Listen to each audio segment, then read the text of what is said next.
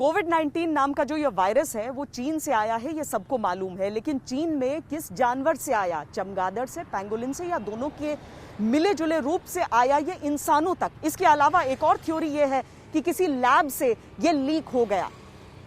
अब जब तक चीन नहीं बताएगा तब तक दुनिया भर के शोधकर्ता चाहे हाथ पैर मारते रहें, कोई स्पष्ट जानकारी नहीं आएगी। दुनिया भर के वैज्ञानिक साथ मिलकर रिसर्च कर रहे हैं, लेकिन वैक्सीन बनाने के रास्ते में, दवाइयां बनाने के रास्ते में कुछ आड़े आ रहा है, तो वो है जानकारी की कमी।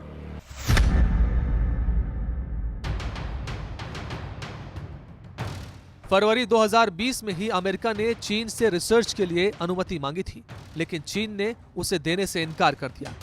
अब secretary of state Mike Pompeo ने स्पष्ट कर दिया है कि अमेरिका अपने स्तर पर जांच कर रहा है, क्योंकि वुहान प्रयोगशाला को लेकर कई कहानियां सुनने को मिलती रहती हैं।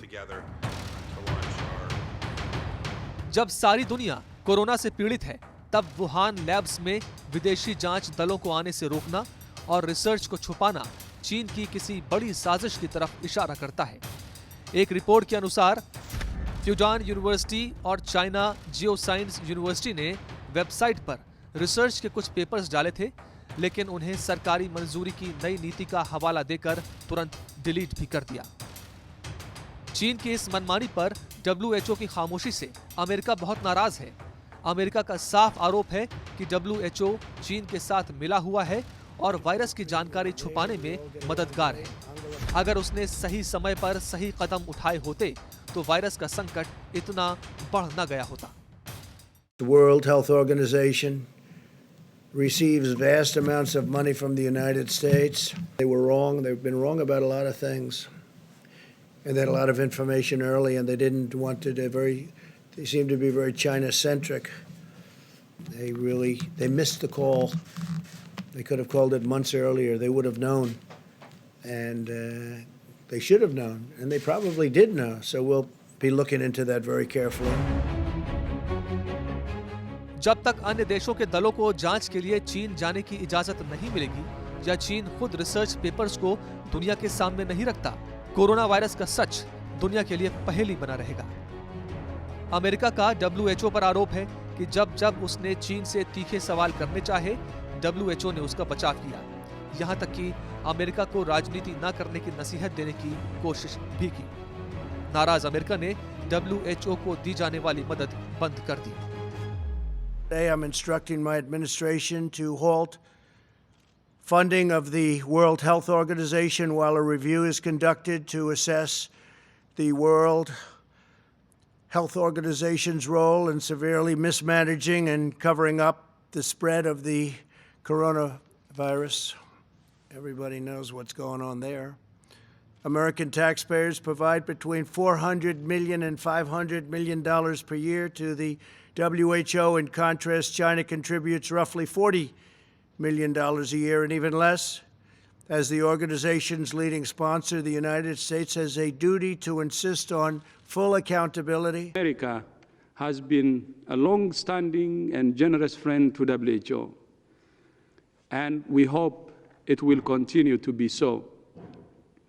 We regret the decision of the President of the United States to order a hold in funding to the World Health Organization. United Nations को एक चिट्ठी भी अमेरिका की तरफ से भेजी गई, जिसमें कोरोना जंग के दौरान WHO की भूमिका पर सवाल उठाए गए हैं। इस चिट्ठी के जरिए चीन में उसके दौरे और संक्रमण की पहली जानकारी को लेकर स्थिति स्पष्ट करने को कहा गया है। भारत चीन के दबाव में कभी नहीं आया। भारत ने चीन से आने जाने वाली फ्लाइट्स पर सबसे पहले पाबंदी लगा दी, लेकिन बहुत सारे ऐसे देश हैं जिन्होंने चीन को लेकर ऐसी पाबंदियां नहीं लगाई। आज वो पछता रहे हैं और कह रहे हैं कि आने वाले दिनों में चीन से अच्छे रिश्ते दोबारा बहाल होना उन्हें संभव नहीं लगता। दुनिया के कई देशों ने चीन के साथ रिश्तों की समीक्षा शुरू कर दी है। एक तरफ चीन है, दूसरी तरफ नाराज देशों का बनता संगठन। कोरोना से दुनिया उबर भी जाएगी, लेकिन लगता नहीं कि चीन को दुनिया के सवालों से उबरना कभी आसान हो पाएगा।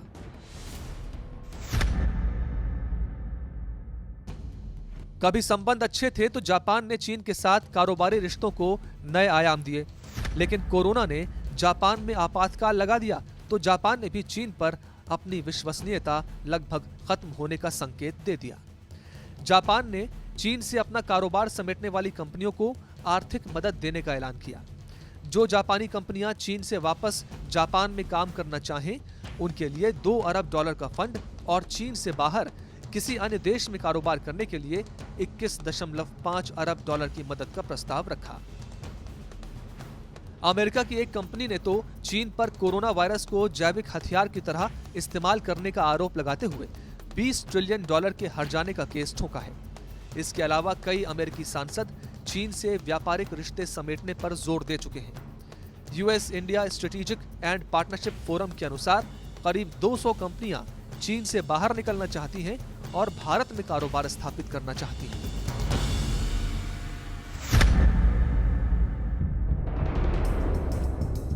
दोस्ती की आड़ में धोखे की आदत चीन की पुरानी है। सबसे बड़ा उदाहरण सामने है इटली का। एक समय में इटली ने चीन को बड़ी मात्रा में पीपीई किट्स दान किए थे, लेकिन जब उसे जरूरत पड़ी तो चीन ने इटली से उन्हीं पीपीईज की मोटी कीमत वसूली। उसने इटली के प्रति मानवता का ख्याल तक नहीं रखा। कोरोना से लड़ाई के बीच दुनिया में एक लड़ाई का मोर्चा धीरे धीरे चीन के खिलाफ भी बनता जा रहा है। चीन का रवैया तानाशाही भरा रहता है। इस बीच उसने वियतनाम की एक नाव को पानी में डुबो दिया। हथियारों के जखीरे को भी वो बढ़ा रहा है। कोरोना काल जब बीतेगा तब तक बदली दुनिया में कई देशों का चीन के प्रति नजरिया भी बदल चुका होगा। वैसे चीन में जिस जानवर से इस बीमारी के निकलने के सबसे बड़े संकेत हैं, वो जानवर जिन बाजारों में मिला करते थे वो बाजार दोबारा खोल दिए गए। क्या ये गैर जिम्मेदारी नहीं चीन की?